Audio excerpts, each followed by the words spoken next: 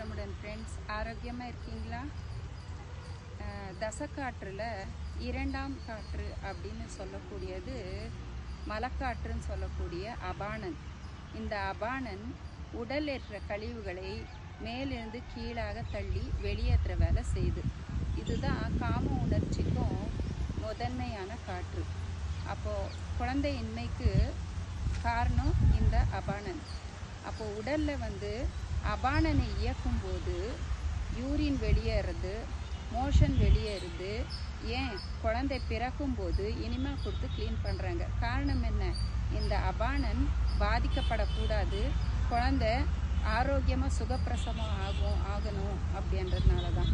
அப்போ அபானன் பாதிக்கப்படும் போது பிராணனை பாதிக்கப்பட செய்து மூளையில் என்ன ஆகுதுங்க, பிளட் கிளாட் ஆகிட்டு நமக்கு பேரலைஸ் அட்டாக் பண்ணுது. அப்போது இப்போ எல்லாம் நம்ம நிறைய விஷயத்தை கேள்விப்படுறோம். லங்ஸில் தண்ணி சேர்ந்துருச்சு. ஏன் தண்ணி சேர்ந்துச்சு? இந்த அபானன் பாதிக்கப்பட்டு யூரின் மூலமாக கழிவு வெளியேற்ற முடியலன்னா அந்த நீர் மேல் நோக்கி சென்று நுரையீரலில் பாதிப்பு, நீர் சேர்ந்துடுது.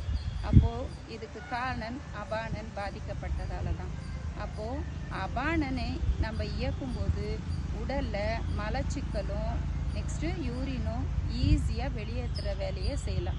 அப்போது நம்ம மூச்சு பயிற்சி பண்ணுவோமா? வாழ்க்கை வளமுடன்.